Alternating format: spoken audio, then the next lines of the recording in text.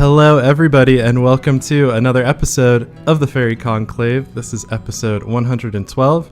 I'm your host, Alec. My pronouns are he, him, and I'm super excited to be joined by an extra special guest. It's Damen. How are you doing today, Damen? Oh, I'm doing great today.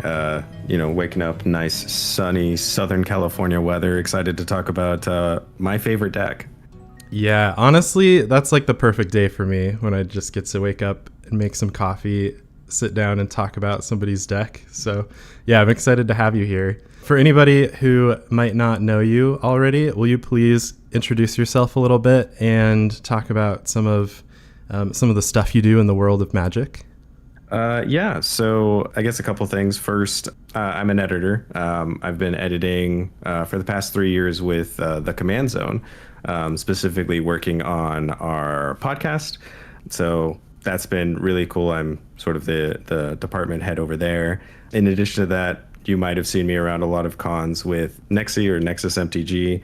Her and I are usually in the creator area, sign in stuff, giving away cards, or we do this little game where we have people roll a d20, and based on the result you get different prizes and whatnot. So that's something that we've really been enjoying, and the two of us are actually going to be have some interesting stuff, we'll say, coming down the pipe that I'm really excited for all of you guys to see. Ooh, okay. Yeah, that sounds cool. And are you going to be at any other events for the rest of this year? So both of us are going to be at MagicCon Vegas for sure. We're already all booked for that. And then more than likely we're going to be at most, if not all, future MagicCons in the coming year. Cool. I'd love to hear that. Yeah, and I also wanted to say, when I met you in MagicCon Chicago, I loved your denim jacket just covered in magic pins. If anyone out there has not seen Damen's pin jacket, you gotta check this out. Yeah, I have a couple good pictures of it on Twitter, but I will be posting some new ones because I got quite a few new pins since then. I was able to get the entire collection from Amsterdam, and I'll be on the pin hunt again in Vegas. So I'll have some new bling to show off. That thing is so heavy now, but I love it so much. Yeah, and it's kind of a niche thing to collect from Magic, and I honestly didn't know that these pins existed until MagicCon Chicago.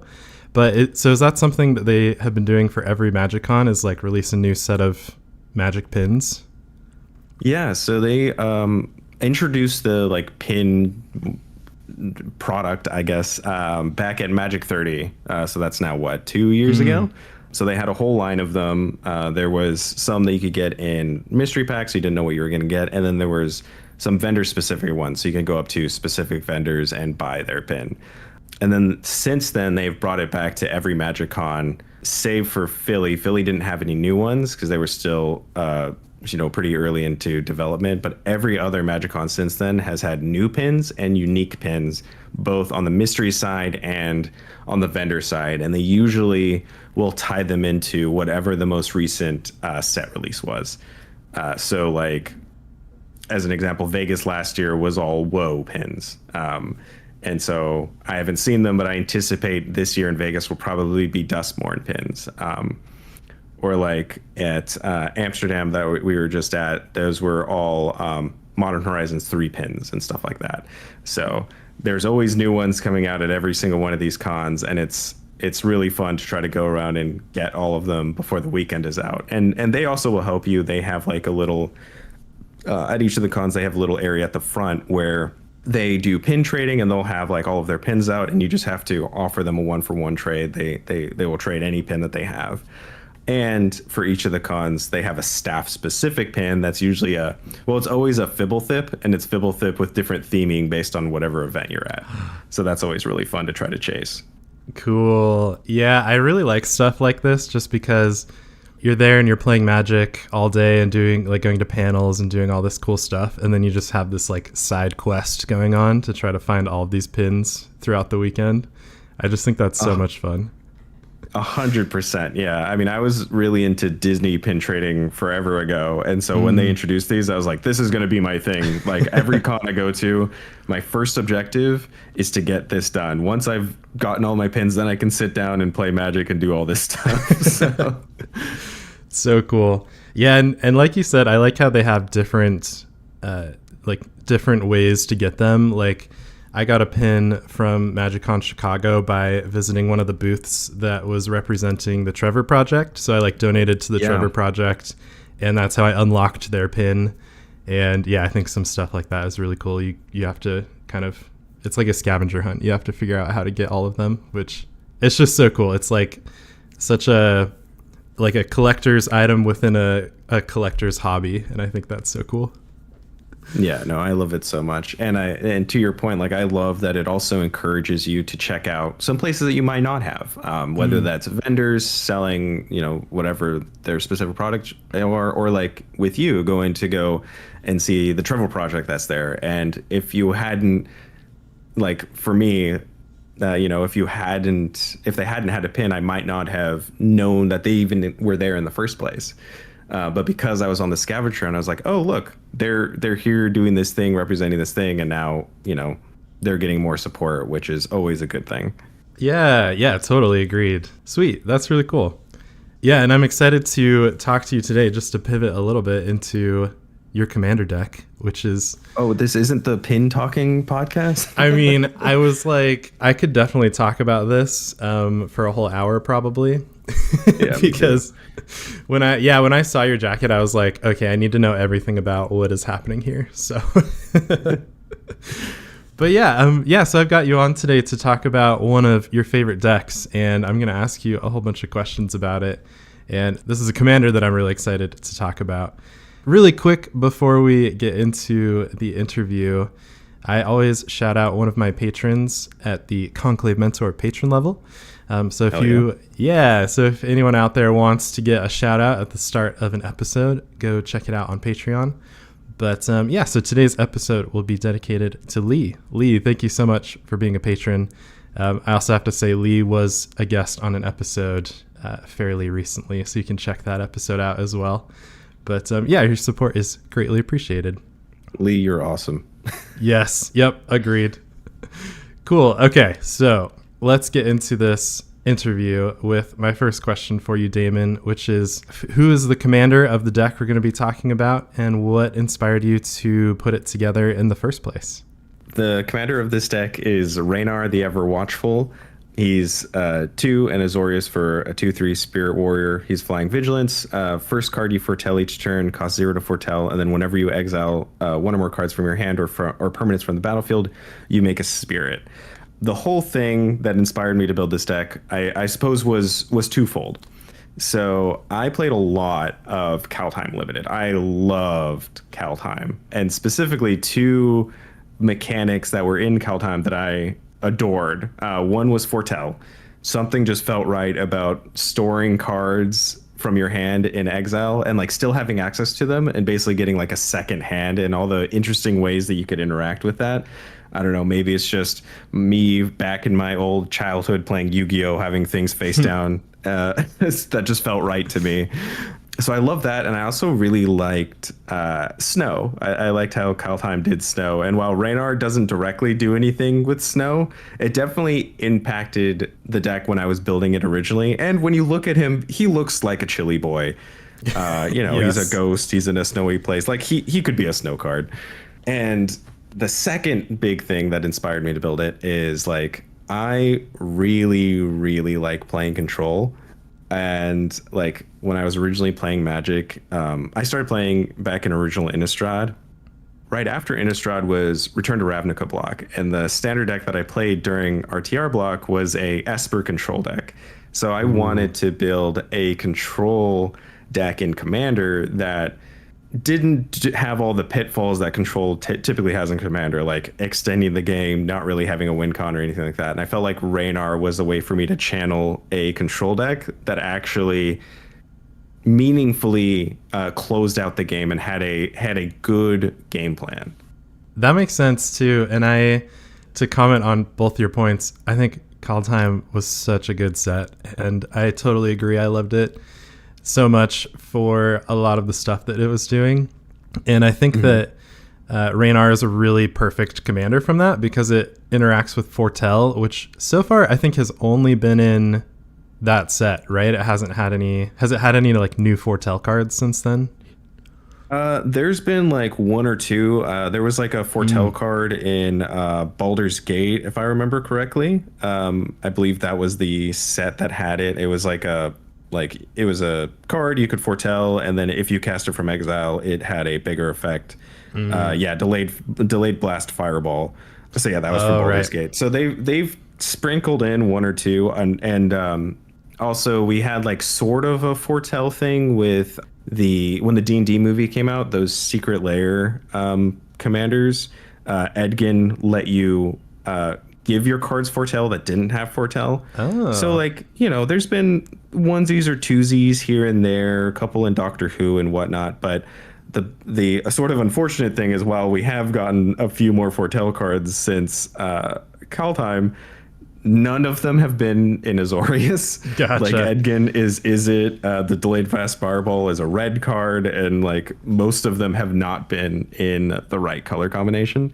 And so like for me, I'm just really eager and really hoping that we get a meaningful return to foretell. And, I can give this deck some much needed upgrades.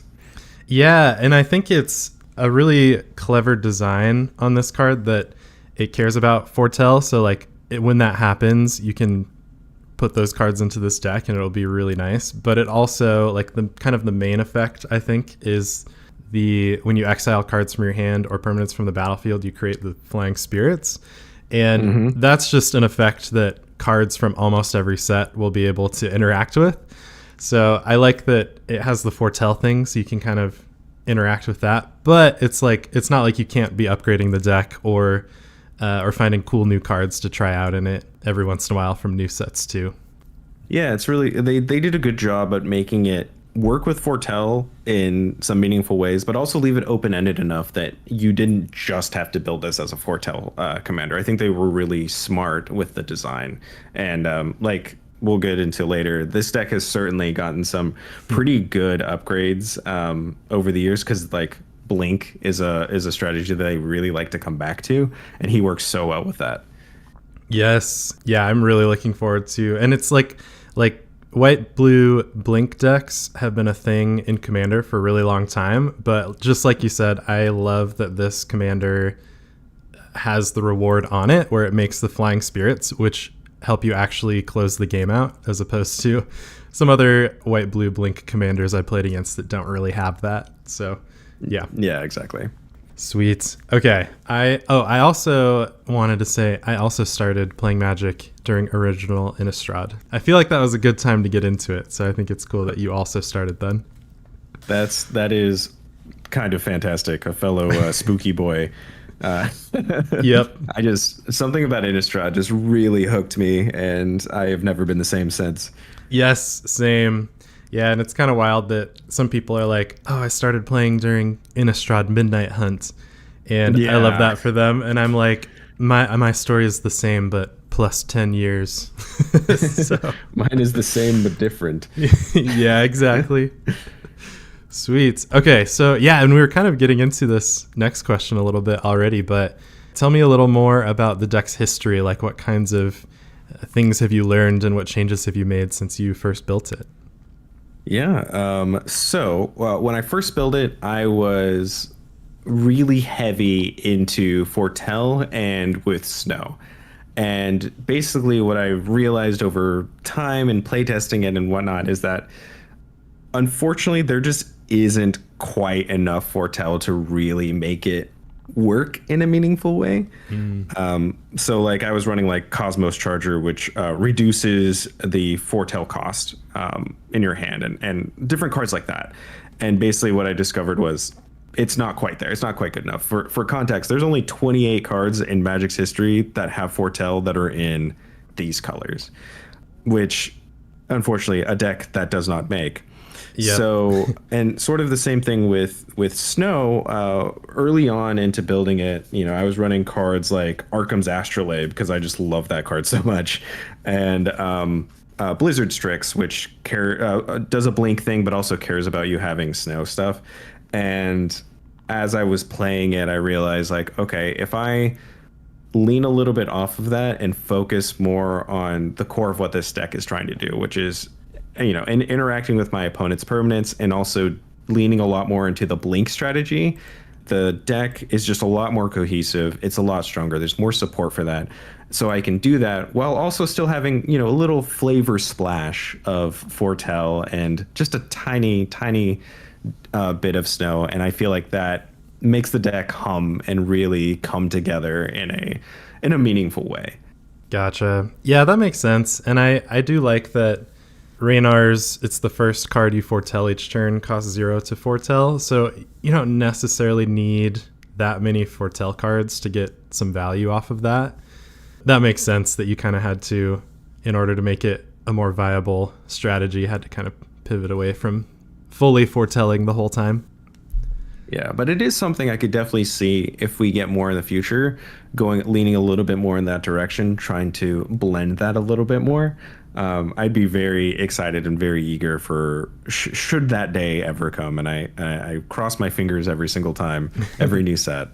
Yeah, I mean, we can make that like our rant for this episode to request more foretell. Yeah, give us more foretell, please. Yes, please. And I think it fits within the call time kind of story and cultural theming, but foretell is a pretty generic name and kind of like mechanic that I feel like it could easily fit in anywhere else too. So yeah. I think it's pretty open-ended, and I could definitely see us returning to it in some other plane sometime down the line. Yes. Okay. I would love to see that. Sweet. Okay. So now that we know a little bit about how this deck works and some of the things you've done with it, just like, what is it that you like most about playing it? So I mentioned how I'm a huge control player. I love that every time I play this deck, I'm going to be able to meaningfully interact in the game in some way. If you ever go on my Twitter, you'll see like I'm a military background. One of the things, and I'm in the Marine Corps, one of the things that the Marines are known for is sort of being the world's police force. And that's how I feel when I play this game. It's like I am the guy that is like, I'm the hero that the table needs but doesn't deserve, where I'm keeping the players in check and while still, having my own game plan, not in an annoying way, because I'm, advancing the game. And so I just love that even if the game doesn't win, I will always do something. And I really like that Ranar allows me to play that strategy while giving me the win con in the command zone. And I just find it a very rewarding way to play the game how I like to play. Totally. Yeah, I like that a lot. And when you say control, like the first thing my mind goes to is, he's playing like 18 counter spells in this deck. And so I really like to see when I look at this deck list that you've got like a couple counter spells in here, but it's mostly cards that interact with things already on the board. And I have to shout out, like on the topic of control, that one of my favorite cards of all time is in this deck, which is Settle the Wreckage. Oh, it feels so good anytime you can resolve a Settle the Wreckage. Ooh. This is one of those cards that when it came out, I was like, I don't know if I ever would really want to play that. And then since then, which that was a really long time ago, and since then it's just become even kind of a meme in my local play group. Like all the decks that have white in them are playing this card. And so it's always like if somebody has 2 white mana up, that's just like everyone else is like, they have Settle the Wreckage. They have Settle. And it's so funny. They're threatening to settle.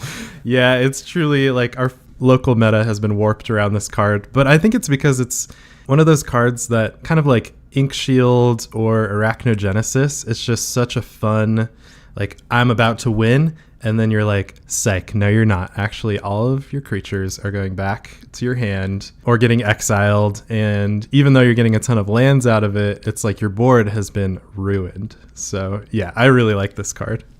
Yeah, nothing feels better than the player like playing the crater hoof or whatever. They're swinging out. They're gonna kill the board. They have even like a heroic intervention in hand, so they're feeling on top of the world. They're feeling unstoppable, and then you settle them, and it's like, I am not targeting a single one of your creatures. I am targeting you. And, so good. It feels fantastic. And on top of that, from my experience, like I play more basics than I think a lot of other people play. It always feels nice when they fail to find unsettle. Yeah. It's just like you didn't even get the upside of it. Oh yeah, no, this happens to me all the time. Whenever somebody settles me, I get like 4 basics out of it because I just am obsessed with utility lands, and usually that's fine, but in these instances, which happen pretty frequently, it is devastating. I'm like, I traded my 20 creatures for 4 basics. So here we are. Yeah, it's but as the player playing the settle, it feels so good. Incredible. Yeah. But yeah, so like you mentioned, like I don't play a lot of counter magic because something that's really important to me for when I'm deck building any deck is I really want the cards. Like I will play powerful cards, but I want the powerful cards to make sense in the context of the deck. So like I'm not running as many counter spells because for the most part, Ranar doesn't do anything with them. But at the same time, I will run Force of Will because it exiles a card from your hand. So it feels good when you go Force of Will, make a spirit. And stuff like that. And that's something important to me when I'm deck building is like I want the cards to have a justification for being in the deck. As long as it has a good enough reason, I'm willing to run it. But with this deck, because of that, it naturally doesn't have a lot of counter magic. I'm more interacting with things on the board because that is what Ranar tends to lend himself towards. And I absolutely adore that. Okay, I hadn't even thought about that, but that's really cool, and I like the way you think about this, where like you'll run Force of Will for that little extra benefit that only your commander has, but you won't run like regular counter spell or arcane denial or anything like that because it doesn't have that little extra bonus.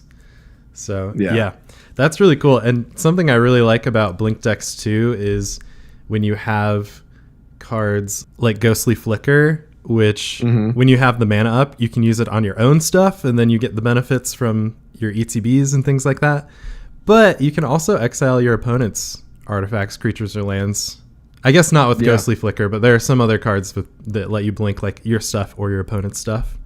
And then, or you could often channel that into interact with your opponent's stuff with cards like Flicker Wisp.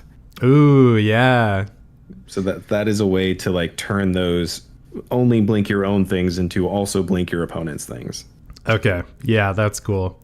Which is useful sometimes, but it's not like you're not like ruining people's lives by controlling everything they're doing. It's just like, well, you're attacking me with this stuff, so now it goes back to your hand. Yeah. Do you have anything else you'd like to talk about when it comes to like you sit down to play this deck? What are the goals that you have as you're moving through a game? So, like I mentioned, being able to interact with the game and being the game's sort of referee is sort of the goal. So like I don't necessarily like when I sit down to play this game, like obviously it would be like, you know, I'd love to win the game, but I don't necessarily go in with the goal to win. My goal is that I got to interact at the game, you know, show off my strategy in some way and keep everybody honest. Is sort of the big thing. It's like somebody gets off to an early start, you know, other 2 players, like you guys should have been running more removal, but it's okay. I will carry the team for you guys. I will deal with this. And now, you know, you guys are able to build up. It's cool in that I enjoy something that often happens in games. You know, when one player gets really far behind, I like that this deck allows me to help that player indirectly by dealing with the other players while they can do their catch-up thing. So that, from my experience, when I play this, more players at the table are able to have a meaningful impact on the game, are able to do the things that their deck wants to do because I am shouldering the burden of interacting with the other players, if that makes sense. Yeah, that type of thought process is what every what every commander pod needs. Yeah, I will admit I don't run enough removal, and when stuff happens and I have no way to interact with the one player who's super far ahead, it's like really nice when somebody hops in and is like, actually, I have some cards that can help deal with this. I'm just like, okay, you're my best friend for the rest of the game, and I love you for that. So your service is like very much appreciated in this way. I think it's something that is just needed more in general, at least from my own personal experience. I know that's something that is needed in a lot of games that I play. Yeah, I mean, from my experience, it is most tables that I sit down at is like, none of you guys are running enough removal. But It's okay because I'm here to help. I know. I'm always like, oh, I just didn't draw it. I swear it's in there. And then I look at my deck list. I'm like, oh, yeah, it's the reason I didn't draw it is because there's only 6 cards in here that could have helped. And yeah. But at the same time, like, I get it. I am sympathetic to those other players because Ranar is unique in that I can play removal and it's still part of the deck's game plan. Because like all of my removal is exile, so I'm making spirits and I'm doing the thing that Ranar wants you to do. I'm just lucky in that the removal suite that I have lends itself to that strategy. And so I sympathize with other players where it's like, I'm building this token deck, or I'm building this, +1/+1 counter deck. And like, sure, there's a couple interactive pieces that you can run that will also work on those axes that will either have a modal effect that will create you a token or will put counters on things, or sometimes that can do both.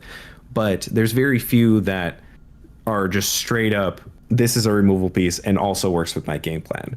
And I feel lucky, and also part of the reason I love this deck so much is that I'm able to interact while feeling synergistic, feeling smart. And, it feels really rewarding when I'm like, okay, blink my thing, it ETBs, it exiles your thing, I make 2 spirits off of that. And that's really cool. That feels nice.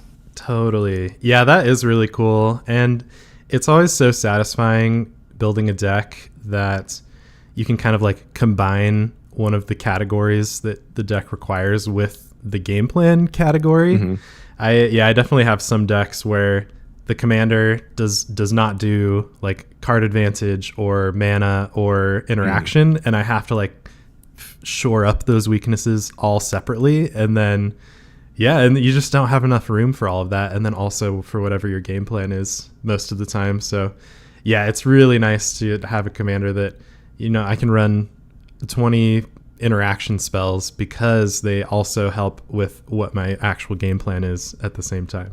Nice. 100%, yeah. I like that. That's a really cool way to think about it too. What would you say are some of this deck's weaknesses when you sit down to play it? What are you watching out for? So probably the primary weakness, which might be apparent at this point with how much I'm talking about Ranar, it is very commander dependent. If I don't have Ranar in play, then all of my blink, all of my removal isn't doing anything. Like, it's interacting with the game, sure, but I'm not actually progressing my game plan in any meaningful way. Then I'm just 1-for-1ing, which, as we know in Commander, is not good enough. So because of that, it is very dependent on your commander. Your goal is to get him into play as quickly as possible and keep him there. So if I have games where I run him out, maybe I was a little too greedy and I thought it was safe, he gets removed, I am really set back, more so than other decks, where I have to decide, okay, do I need to wait till I have Ranar in play and then start interacting with people, or do I need to start interacting with people and lose value so that, I don't die or somebody doesn't get too far ahead? That is a situation that sometimes comes up, and I'd say is the primary weakness of this deck. That makes sense. And it's really good to be aware of when you have a very commander-centric deck, because then you're always kind of evaluating, like, are my opponents, does it seem like they might want to remove my commander at this time? And then you kind of are thinking about when you should be playing your commander based on, like you mentioned, how greedy you want to be about it. So that makes a lot of sense for this deck, since the commander kind of sets up your whole engine for you. Yeah. it's good to be aware of. And I think a lot of commander decks that I think this one was from one of the precons at the time, right? Yes, this was back when they were doing those super super cheap precons for every set, where it was like 2 different decks. It was Ranar and it was the Elves commander. Oh yeah. So that's where he came from. Gotcha. Yeah, I think a lot of the precon commanders are kind of like that, where they have a lot of the engine themselves and then make the deck around them very commander centric. So you kind of have to keep an eye on that. But yeah, as somebody playing against a deck like this, it's like, well, if I remove their commander a few times, it'll take some time to build up the mana back for them to be able to cast it again. So it's kind of something I'll be thinking about playing against decks like this. Okay, let's get into, I've got a couple that I'm really interested in. So let's get into the notable cards that kind of fill specific purposes in this deck. Which ones would you like to shout out first? So the first thing, probably not super surprising if you've ever seen like blink decks before, but it's basically the suite of cards that allow you to do passive blinking. So that's going to be cards like Teleportation Circle, Thassa Dweebtelling, Soul Hoarder, and so on and so forth. It's really important for you to have something in play that allows you to passively blink, not only so that you get more effects out of your ETBs, but also for Ranar, every time he sees one of those, he's making you a spirit. So I'd say that is like the first suite of cards that is pretty notable for the deck. The next one is a new card that when they revealed it, this is from WoW, I was super excited. Extraordinary Journey. Specifically for the second mode, whenever one or more non-token creatures enter the battlefield, or if one or more of them entered from exile or was cast from exile, you draw a card, but only once each turn. And it turns every single one of those blinks into card draw. And if you blink your opponent's stuff, that is also card draw. Or if they're playing stuff from exile, if they're doing like a Prosper deck or something like that, then you just get passive card draw with it. This card has been really, really sweet and a really cool include. I guess sort of next, a big weakness for this deck when it came out was actually figuring out how to close out the game. So I'd be in situations where it's like, okay, I got a good lock on the game. I have like 10 spirits, but then it's like, swing at you for 10. Okay, pass the turn. I hope it gets back to me. And luckily, over time, we've actually had some good, meaningful closers. Big one from WoW being Moonshaker Cavalry. Just an auto include as soon as it was revealed. In addition to being like the white Crater Hoof, it also is a spirit, which is kind of neat. Yeah. So that was like a huge win for this deck. From the WoW Commander decks, Shadow Puppeteers, which I think is a little underrated.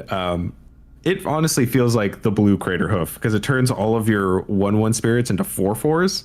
Yes. Which, if you have any like meaningful board, will just close out the game. And also, it has an ETB too, where it makes 2 1/1 fairies. So like, it's also just a good thing to blink. And then lastly on that list is Eagles of the North. From Lord of the Rings. It's the plane cycling one. But the lesser known mode on it is that it's a 6-mana 3/3 that when it ETBs gives your creatures +1/+0 and first strike. So you just blink that a few times and that will also just close out the game if you have a good board. Which I when those cards all came out was really sweet because it really filled a weakness of the deck that I feel has finally been shored up with enough sets. And then I think the last little package I wanted to talk about was Flicker Wisp, and any any creature that ETBs and blinks something, but I just pulled out Charming Prince. It allows you to get these loops where you're making a spirit every turn, because like you play the Flicker Wisp, you blink something, you play Charming Prince, you exile Flicker Wisp, it comes back on the end step, it blinks the Charming Prince, and then on the next end step, Charming Prince comes back, blinks the Flicker Wisp, and so on and so forth. And so you're getting a 1 to 2 spirits every single person's turn, and it's kind of hard to interact with because one of the pieces is always sitting in exile. And that just allows you to amass a board very, very quickly.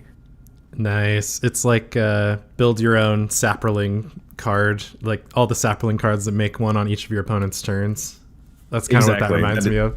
That is exactly what it is. And it's cool because those are two pieces that you would run in the deck anyways. Yeah. They just happen to have this synergistic potential that comes up in games. And it might not be even your primary game plan. You can even play them separately and not blink each other. And then later on, when you get a blink piece, you create that engine and you just have that sitting in the background.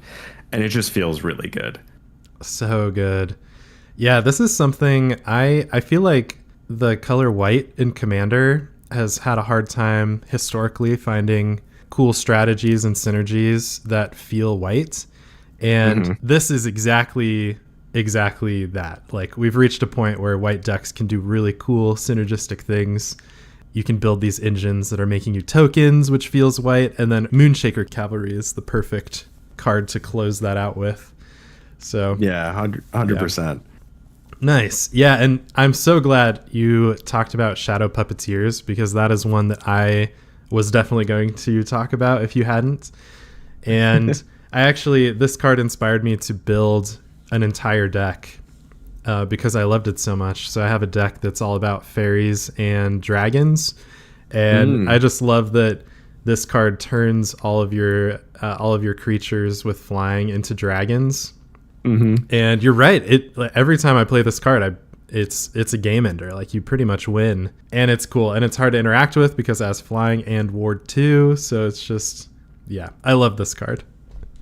Yeah, I feel like it really went under the radar for a lot of people. I think for two reasons. One, Moonshaker Cavalry came out in the same like block, and that one kind of got all the hype because it was like, oh, white has a crater hoof, and plus it only came out in the Commander decks, specifically the Alayla deck. So I think people missed it, but like when I saw that, I was like, okay, so white got a crater hoof and so did blue. Like, this is often gonna do exactly the same thing. It's like, if you have a bunch of 1/1 flyers, you just gave them all +3/+3 on a creature that's hard to remove and gave you 2 other 1/1s with it. And so like, yeah, you usually play it and that's it. Like, you did it. So good.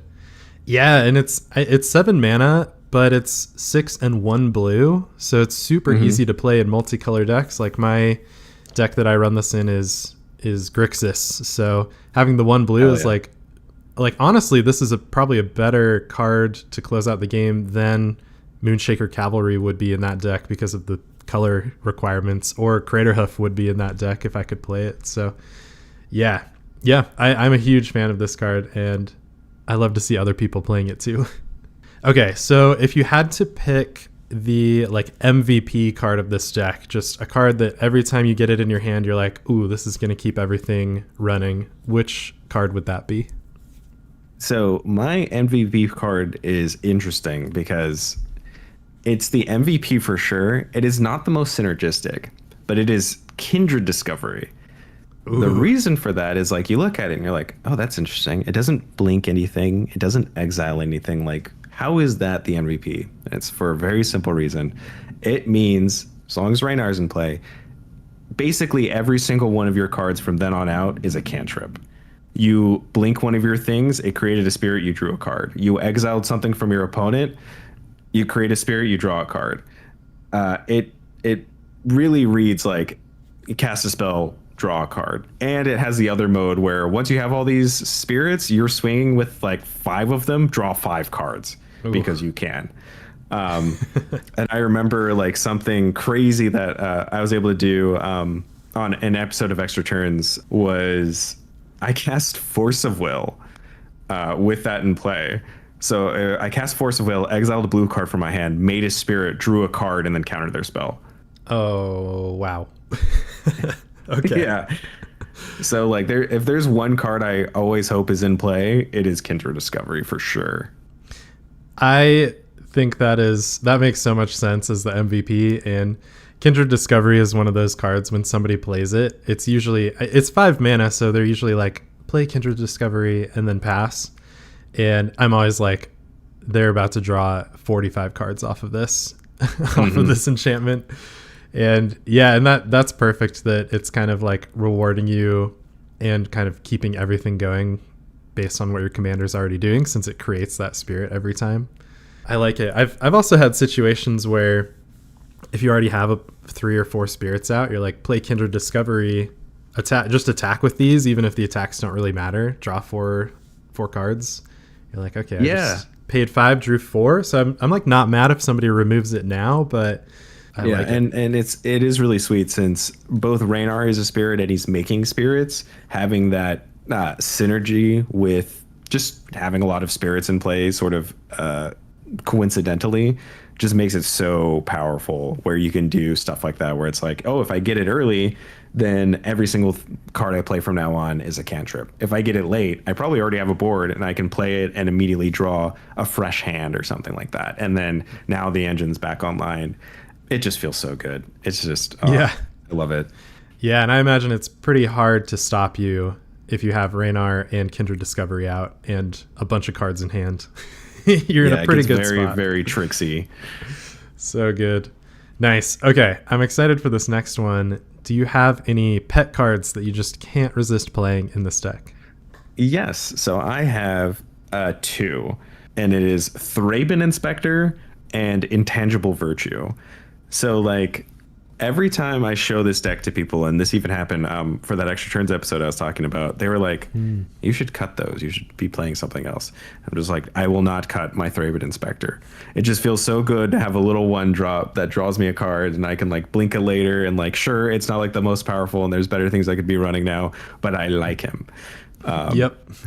So that's just like, it just feels good every time you have it. It feels good. Is it that powerful? No, but I like it. It makes me happy. And then Intangible Virtue, it's pretty good. You know, it anthems your spirits. It gives them vigilance like that. Those are all very good, very powerful things. But it is pretty low impact, especially when you compare it to a lot of the other anthems I have that are giving them a much more meaningful buff. Like I have Drogskol Captain that will give them all hexproof. I have a Force of Virtue that can make a spirit when I cast it if I exile something from my hand. So it's pretty low impact, and you know, it's like one of those cards where it's like, it's not doing anything if you're not already doing the game plan, but also the impact is pretty small. And it's like, yes, I get all that. I understand your points.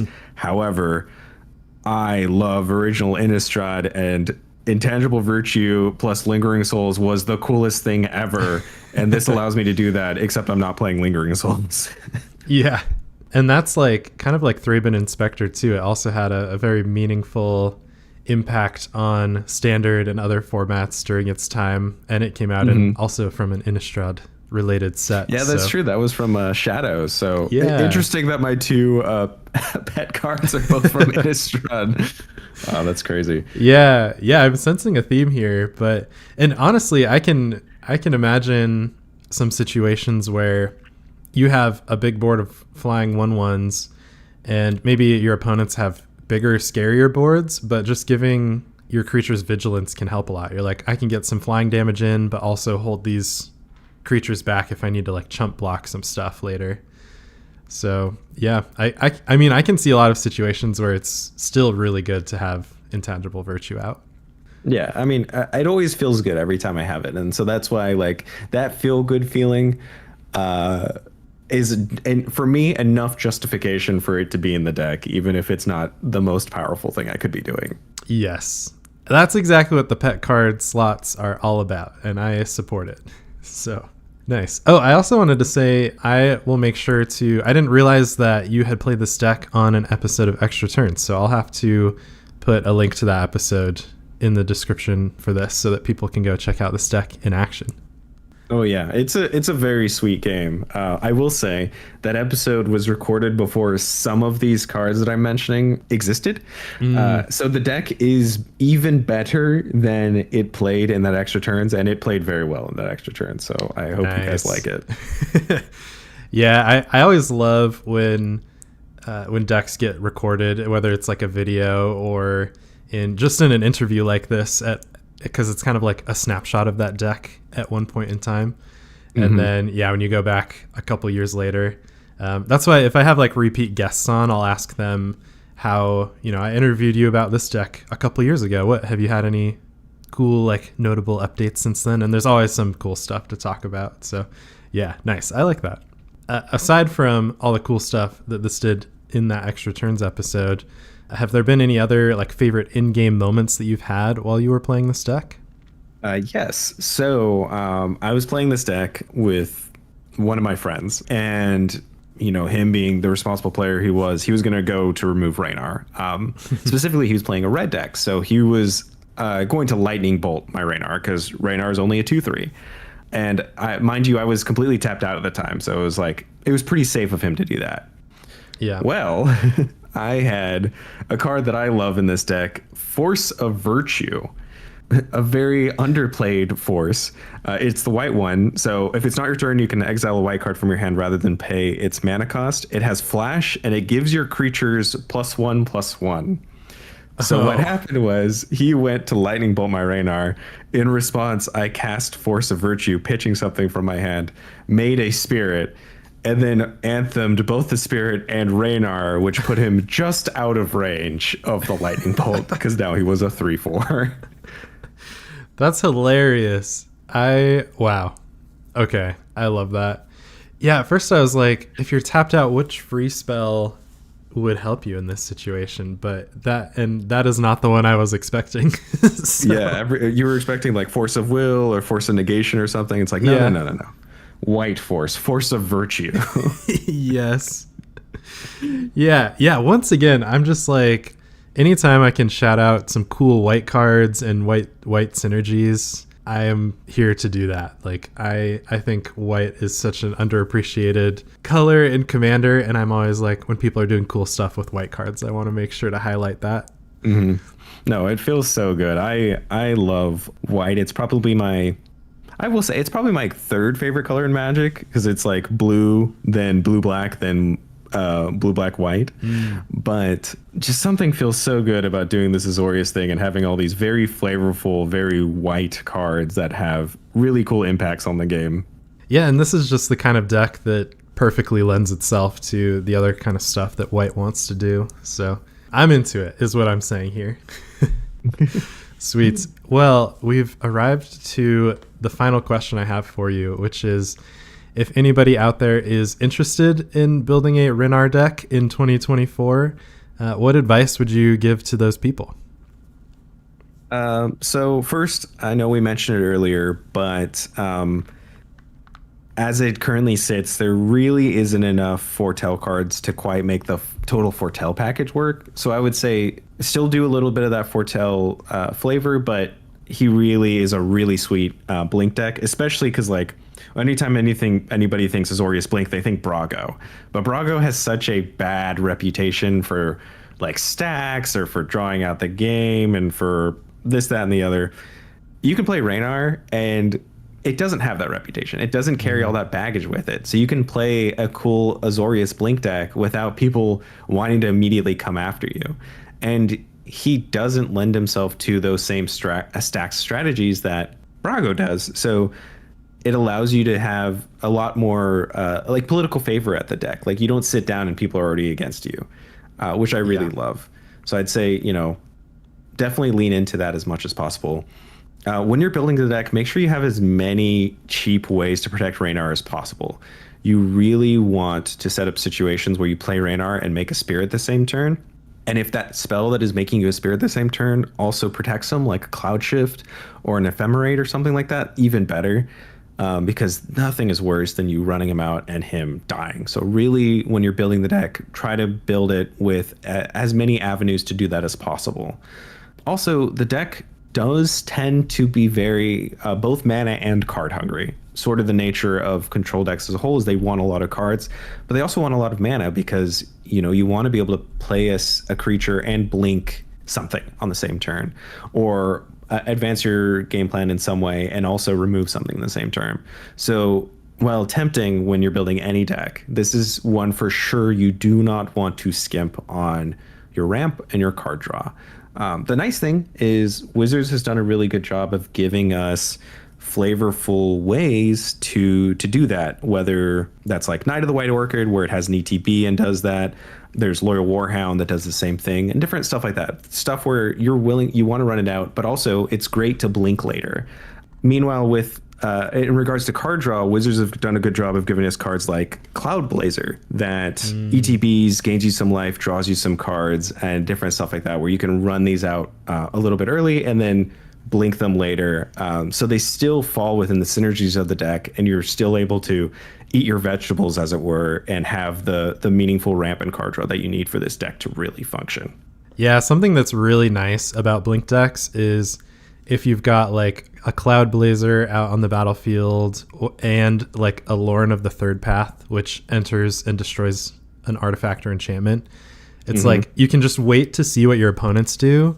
And if one of them plays a really spicy artifact, you're like, okay, well, on the end step before my turn, let's blink Lorn of the Third Path and blow that up.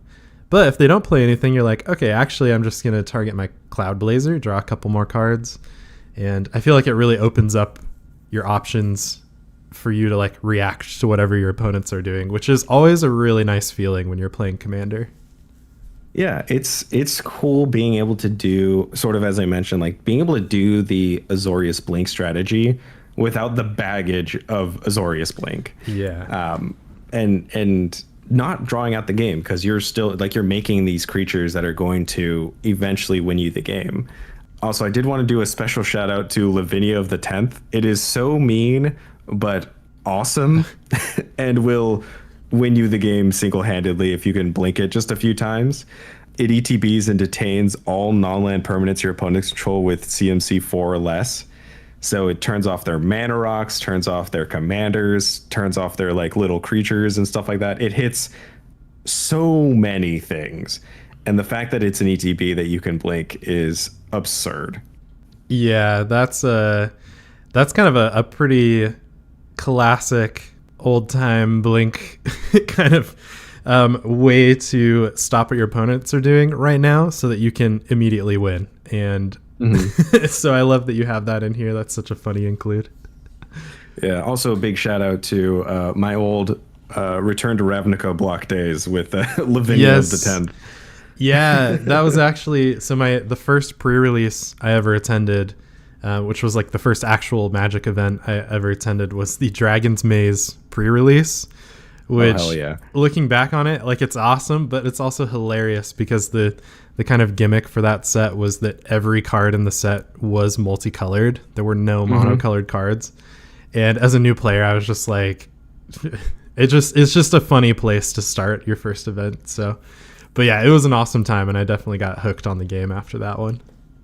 Yeah, that is so cool. I remember I got Mirko Vosk, the vampire where it's like when it hits they mill till they hit a land or whatever. Because I was a huge Dimir guy, and so I just thought that was so fun. With I forget what they called them. It was like I don't think it was maze runners, but it was something along the lines. Because like the whole gimmick is they were.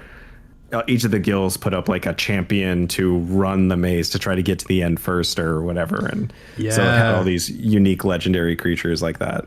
Yeah. And I still have the like promo card for that pre-release was Maze's End, right? It was like a date stamp. It was that special Maze's End. Yep. With alternate art. Yeah. That's like one of the first cards I was ever like, I need to sleeve this up and put it in a binder because I was obsessed.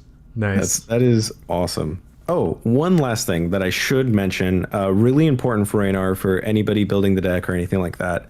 Ranar actually got an update to its Oracle text, probably, I think it was like 6-ish months after it came out. And so there's sort of some mistakes that people make that for people that aren't aware that this Oracle took place. So the way that Ranar worked originally, he had an infinite combo with Rest in Peace and that artifact where like you can tap it to deal the damage to something, and when a creature ETBs, it untaps. That no longer works. The reason for that is his Oracle text has been updated such that it now states whenever one or more cards are put into exile from your hand, or a spell or ability you control exiles one or more permanents from the battlefield, you create the spirit. As opposed to when he was worded originally, which is whenever you exile permanents from the battlefield. Back in the day, if you had a Rest in Peace in play, anytime anything went to the graveyard for any reason, you created a spirit, because you were exiling something from the battlefield. Super weird rules interaction where it was like, oh, I played a Rest in Peace. player A attacked player B blocked, their creature died, I make a spirit. And it's like, whoa, that is weird rules, but that's how it worked. And so a lot of Ranar lists that you see online will still be running Rest in Peace and that artifact that I apologize, I can't remember the name of it. And different effects like that, where it's like, oh, anytime something would go to the graveyard, exile it instead. He doesn't work with those anymore. He now specifies that it has to be a spell or ability you control that is exiling it. So what that means is like you play a Path to Exile. Your Path to Exile is the spell that is exiling the thing. Or like you're playing a Charming Prince. It enters the battlefield and exiles something. It specifies that that is the thing that is doing it. And since we've never gotten a Ranar reprint, we don't have any versions of the card with the new updated Oracle. So it's just a thing that a lot of people aren't aware of. And it didn't come out right away when the card came out. It came out, like I said, I think a few months afterwards. So like there's certain interactions with specific cards that I used to be running in the deck. Like a pet card of mine was City of Shadows that allow you to tap, exile a creature you control. You put a counter on it, and then you can tap it to add X colorless, where X is the amount of amount of counters on City of Shadows. Really cool card from the dark. It no longer works with Ranar because you are paying a cost to exile something as opposed to having a spell or ability exile something. So be very careful with your selections. And for anybody out there that has any questions regarding this, feel free to reach out. I will answer any, because I've had this deck for a really long time, and like, unfortunately, there's not enough people that have built this that really are aware of these rules stuff. But it's like a very important distinction. However, he still works if you exile anything from your hand. And the neat part of the Oracle is that I don't think I will not say it will never come up. It will rarely, if ever, come up. He now states whenever one more cards are exiled from, or one more cards are put into exile from your hand. So theoretically, if your opponent were to exile cards from your hand, you would also create a spirit, which is neat. He didn't work that way before, but the Oracle that they worked out now creates that weird scenario. So just be aware if it ever comes up. But yeah, I think it's important for people to know he has an Oracle. He works a little bit differently than how he reads. So make sure you keep that in mind when you're deck building. Yeah, that's a really good thing to shout out, because I had no idea about any of that. And people like you who've been playing this deck, and that's why I love doing episodes like this, because like now I know next time I see a Ranar deck to watch out for that. It doesn't work exactly like how it's printed on the card. It's good to spread the awareness of that. And, you know, I've had times where I've played against somebody with like playing a companion deck, and they're using like the old rules for companion because that's what the card says, and they're just not, you know, they just didn't happen to see the update to that. And yeah, especially if the commander, or if the card has not been reprinted with the new text. So it's like, here, let me show you, here's the physical card with the new text on it. And then that gives a more kind of like, oh, this is a real change, as opposed to on kind of what feels like online only, even though it's not. So yeah, I'm really glad you shouted that out. That's really important. Yeah, I'm really hoping at some point down the line they just like throw him in a pre-con, or throw him, or hell, a secret lair would be sweet. Yeah, with Ranar in him, where he can have the updated text. I am eagerly awaiting that day, because as it sits now, we only have the one printing of him, and it has the old text. So totally, just something to be aware of. You'll have to pull up Gatherer and check, but it's all on there. So yeah, I feel like they put in an effort to print new companions with updated rules text. And so I'm sure somebody at Wizards has a list of like cards we've updated the Oracle for that should be printed with the new one at some point. And yeah, hopefully this is one of them that happens sometime to make that a little easier. Yeah, if not, I will make this happen. I will petition them every single day. Start a campaign. Give us new Ranar, please. Sounds good. Yeah, I will sign off on this petition for sure. Thank you. We need the numbers, so. Yes. Cool. Damon, is there anything else that you want to mention before we kind of wrap up this episode about your Ranar the Ever-Watchful deck? All I will say is I know a lot of people are like hear Control or Azorius or what have you, and it has a certain reputation. And I totally understand that, which was a big reason why I was excited about this deck, because it allowed me to build an Azorius deck that actually has a plan. So even if you're not sure, watch that Extra Turns episode, see what the deck can do, and if you want, my architect will be linked. Give it a couple rounds of playtesting. It is so much fun, and like it allows you to have the control elements that a lot of people want in a game without all the downsides of just dragging the game out or having everybody turn against you or what have you.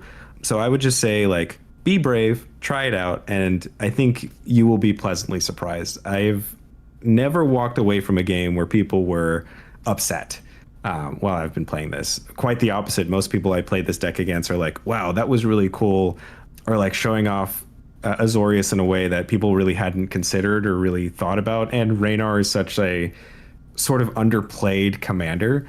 Yeah. So I would just say, give it a shot, and I hope all of you guys like it, because it's been an absolute blast and is by far my favorite deck.